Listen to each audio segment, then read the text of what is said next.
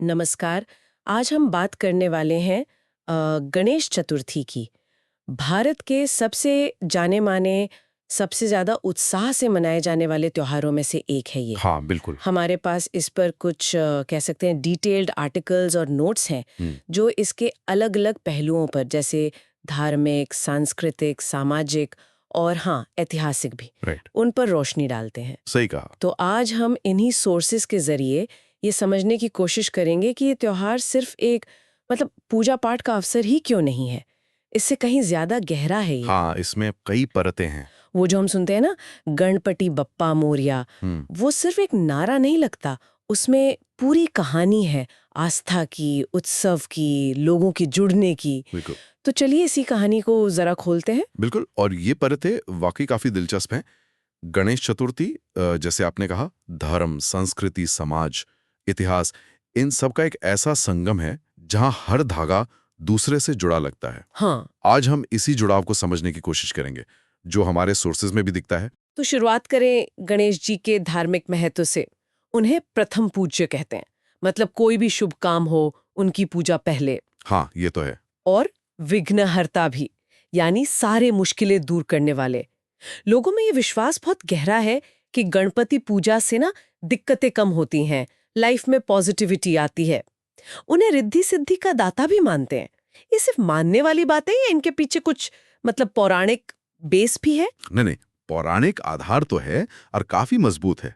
उनके प्रथम पूज्य होने के पीछे की कहानी तो बहुत ही प्रसिद्ध है, उनके जन्म की और फिर पुनर्जन्म की। अच्छा, जरा बताइए। संक्षेप में कहूं तो माता पार्वती ने अपने उपटन से गणेश जी को बनाया, एक बालक को, और फिर जब शिव जी आए तो गणेश जी ने उन्हें पहचाना नहीं और अंदर जाने से रोक दिया।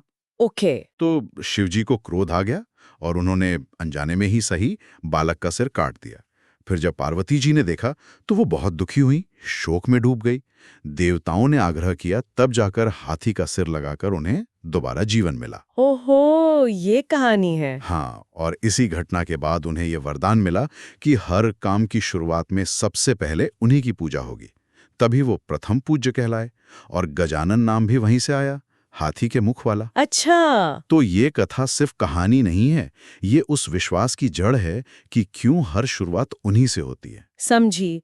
और शायद यही वजह है कि गणेश चतुर्थी इतने बड़े स्केल पर, इतने जोश के साथ मनाई जाती है। ये भाद्रपद महीने में आती है ना, शुक्ल पक्ष की चतुर्थी को, और लगभग 10 दिन चलती है। हाँ, बिल्कुल। मुख्य पर्व तो चतुर्थी का है, लेकिन उत्सव जो है वो कई जगहों पर, खासकर महाराष्ट्र में, पूरे 10 दिन चलता है, अनंत चतुर्दशी तक। हाँ, सुना है मैंने। और माहौल तो बस देखने लायक होता है। घरों में, फिर वो बड़े बड़े पंडालों में गणेश जी की कितनी सुंदर मूर्तियां लाते हैं, स्थापित करते हैं। हूँ।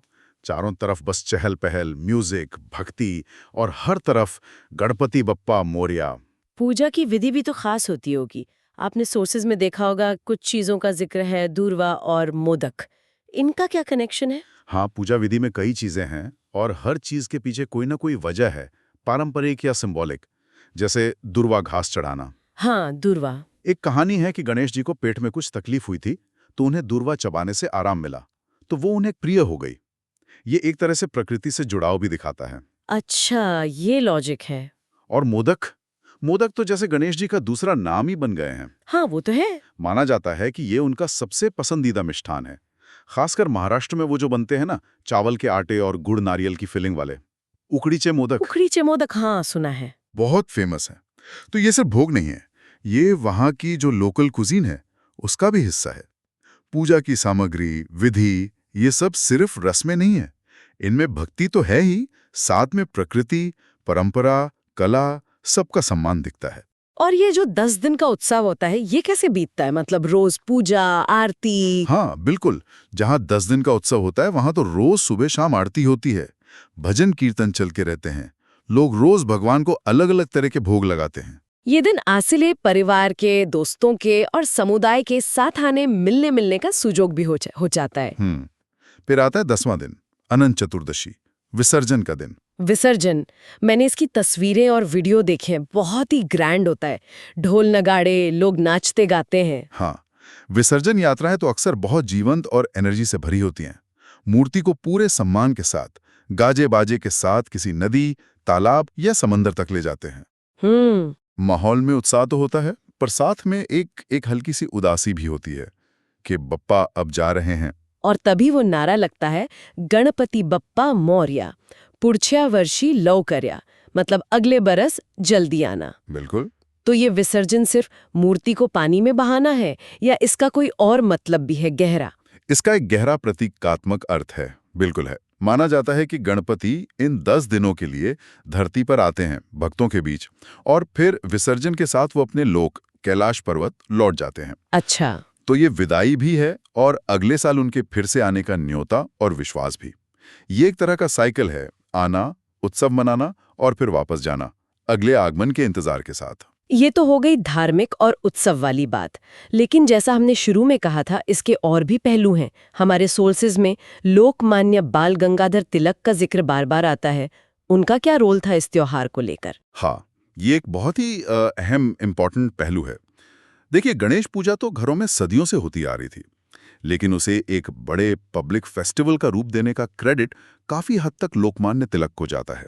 ओके। हमारे स्रोत बताते हैं कि 1893 के आसपास, जब भारत में आजादी की लड़ाई जोर पकड़ रही थी, तिलक जी ने पुणे में सार्वजनिक गणेशोत्सव की शुरुआत की। 1893? हाँ। अब यहाँ ये साफ करना जरूरी है कि हम सिर्फ वो बता रहे हैं जो स्रोत में लिखा है। हम किसी पॉलिटिकल व्यू का समर्थन या विरोध नहीं कर रहे हैं। बिल्कुल, हम सिर्फ जानकारी दे रहे हैं। स्रोत के मुताबिक उनका मकसद ये था कि इस धार्मिक मौके के जरिए लोग अपनी जाति, अपना वर्ग, ये सब भूलकर एक साथ आएं। उनमें एक राष्ट्रीय एकता की भावना जागे, मजबूत हो, और वो ब्रिटिश शासन के खिलाफ एक तरह से संगठित हो सके। अच्छा, यानी एक धार्मिक त्योहार को सामाजिक और राष्ट्रीय चेतना जगाने का जरिया बनाया गया। ये तो काफी यूनिक बात है। बिल्कुल। तिलक जी के इस कदम ने गणेशोत्सव को घर की चार दीवारी से बाहर निकालकर एक सोशल प्लेटफॉर्म दे दिया। पंडाल सिर्फ पूजा की जगह नहीं रहे, वो सामाजिक मेलजोल, कल्चरल प्रोग्राम्स और यहाँ तक कि खासकर महाराष्ट्र में पॉलिटिकल विचारों के आदान प्रदान का भी सेंटर बन गए। आज भी हम देखते हैं कई पंडाल कितने भव्य होते हैं। उनकी सजावट में भी अक्सर कोई ना कोई सोशल मैसेज छुपा होता है, जैसे पर्यावरण बचाओ या शिक्षा का महत्व या कोई और करंट टॉपिक। हाँ, ये तो मैंने भी नोटिस किया है। मुंबई का लाल बागचा राजा, सिद्धिविनायक मंडल, ये कुछ नाम तो इतने फेमस हैं कि दुनिया भर से लोग आते हैं। ये दिखाता है कि कैसे एक त्योहार समय के साथ इवॉल्व होकर सोशल इश्यूज से भी जुड़ जाता है। ये तो महाराष्ट्र की बात हुई। क्या भारत के और हिस्सों में भी गणेश चतुर्थी मनाते हैं? हाँ, बिल्कुल। महाराष्ट्र के अलावा गोवा, कर्नाटक, आंध्र प्रदेश, तेलंगाना, तमिलनाडु, इन दक्षिणी राज्यों में भी ये त्योहार बहुत धूमधाम से मनता है। अच्छा। और हर जगह की अपनी कुछ खास परंपराएं, अपने रीति रिवाज भी इसमें जुड़ जाते हैं, जो इसे और भी कलरफुल बनाते हैं। गांव देहात में इसका रूप थोड़ा अलग होता है। वहाँ कम्युनिटी पार्टिसिपेशन ज्यादा होता है, पारंपरिक खेल होते हैं, लोकगीत, मेले लगते हैं। स्कूलों कॉलेजों में भी आजकल फंक्शंस होते हैं ताकि नई पीढ़ी भी जुड़ी रहे। और क्या ये भारत से बाहर भी पहुंच गया है, जैसे दूसरे त्योहार पहुंचे? हाँ, निश्चित रूप से। आज दुनिया भर में जहां भी भारतीय लोग बसे हैं, America, Canada, UK, Australia, Mauritius, Singapore, हर जगह गणेश चतुर्थी का उत्सव होता है। अरे वाह! और मजे की बात यह है कि अब इन फंक्शंस में सिर्फ भारतीय ही नहीं, दूसरे समुदायों के लोग भी इंटरेस्ट लेते हैं, शामिल होते हैं। ये एक तरह से इंडियन कल्चर का ग्लोबल स्प्रेड है। इस ग्लोबल पहुंच के साथ क्या गणेश जी के रूप के पीछे जो सिंबॉलिज्म है, उसका मतलब और बढ़ जाता है? अक्सर उनके अलग-अलग अंगों के गहरे मतलब बताए जाते हैं। हाँ, बिल्कुल। गणेश जी का पूरा स्वरूप ही सिंबॉलिक है, प्रतीकात्मक है, और उसमें जीवन के लिए बड़े गहरे संदेश छुपे हैं। जैसे उनका बड़ा सिर। हाँ, बड़ा सिर। वो ज्ञान और बुद्धि का प्रतीक माना जाता है। छोटी आंखें कहती हैं कि अपने लक्ष्य पर फोकस रखो, एकाग्र रहो। अच्छा। बड़े कान का मतलब है कि ज्यादा सुनो, सबकी सुनो, समझो।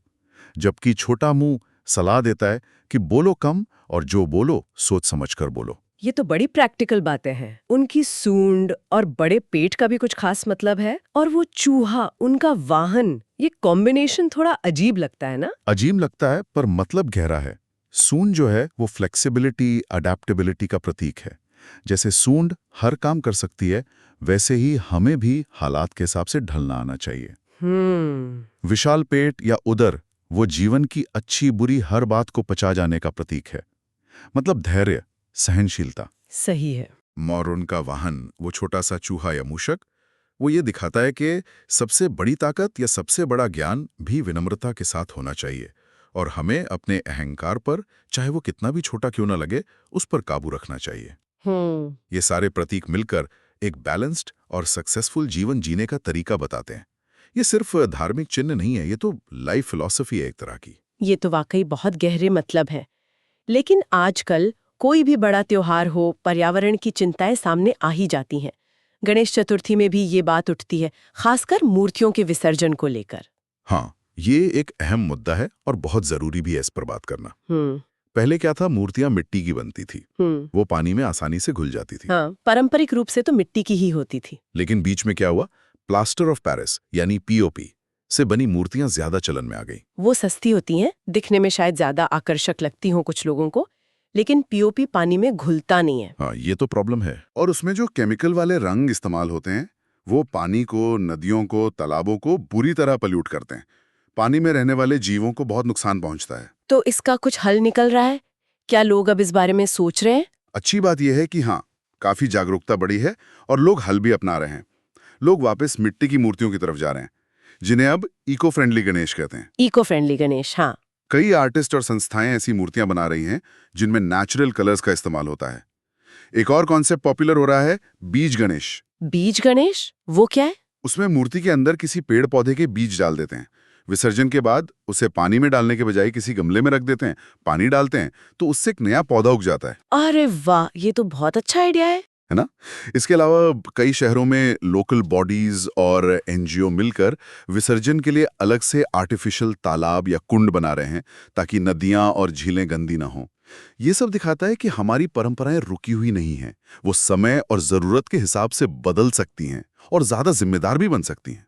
तो अगर हम आज की पूरी बात को एक साथ देखें, तो गणेश चतुर्थी सिर्फ 10 दिन की पूजा या एक धार्मिक त्योहार भर नहीं है। ये तो आस्था, इतिहास, संस्कृति, सोशल यूनिटी, कला और अब तो पर्यावरण के प्रति जागरूकता, इन सब का एक मिलाजुला रूप है। इसमें परंपरा की जड़ें भी हैं और आज की चुनौतियों के हिसाब से ढलने की क्षमता भी। बिल्कुल सही कहा आपने।